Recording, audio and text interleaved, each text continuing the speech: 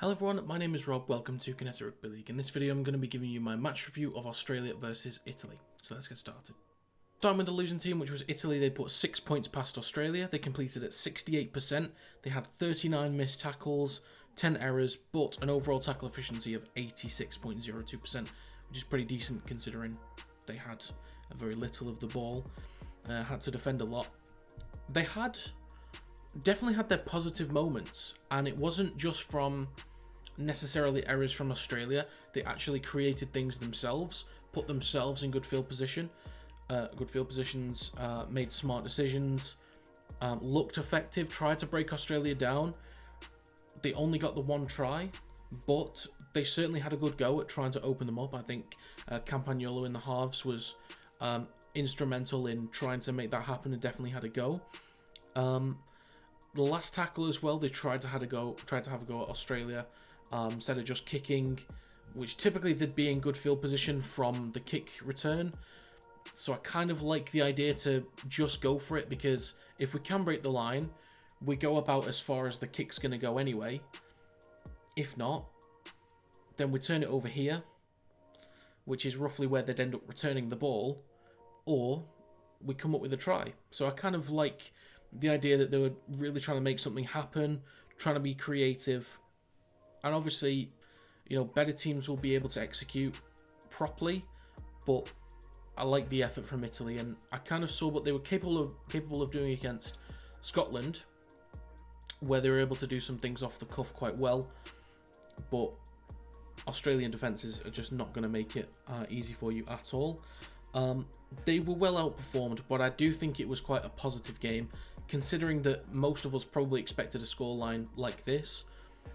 One more try and conversion and my prediction was perfect for this game, but I think Italy should be fairly happy with the effort, especially, and some of the good things that they did, because it's not easy for any team that's still trying to develop as a nation in rugby league to come up against basically the best team in rugby league and take the fight to them and do some things well. So they should be very proud of that effort and some of the things that they did.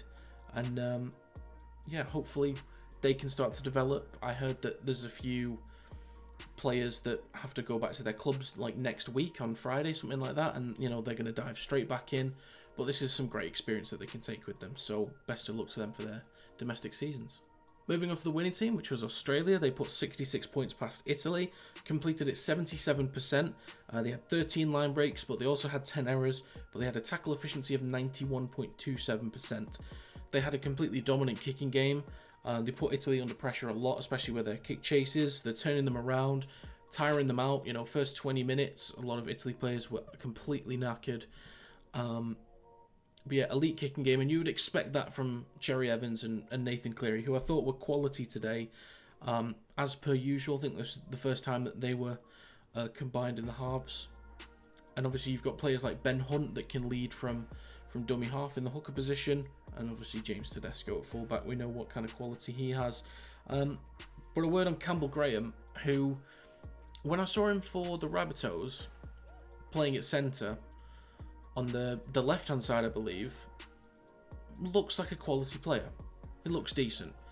But he seems like he can really be himself and kind of flourish and show everything he's capable of as a winger on the right-hand side.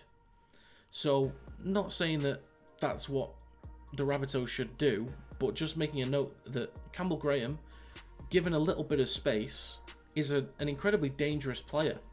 You know, he's got some really good pace, good height, good length. He's a really effective player and very dangerous, difficult to bring down, and a good step on him as well. You know, you give him any space within, 10 metres of the try line, he's going to come close to scoring, and if not, score. So he's going to be important for them going forwards. Do you drop him for Tuolagi or Addo-Carr? Do you just start him at centre instead? I feel like he's definitely earned a place in the team, and so is Josh Addo-Carr. So I think it might be Tuolagi that gets kind of pushed aside for at least, I guess, the final anyway, assuming that they make it. But the final thing on Australia, I guess, it's been a somewhat easy ride for them. The toughest challenge would have been the Fiji game, which they dealt with quite well, but there was definitely rust from them and Fiji. So it looks like Lebanon is the most likely team that they play in the quarterfinals, which I think would be a good test for them. Fiji was a decent test to at least get into the swing of things. Looked very clinical against Scotland.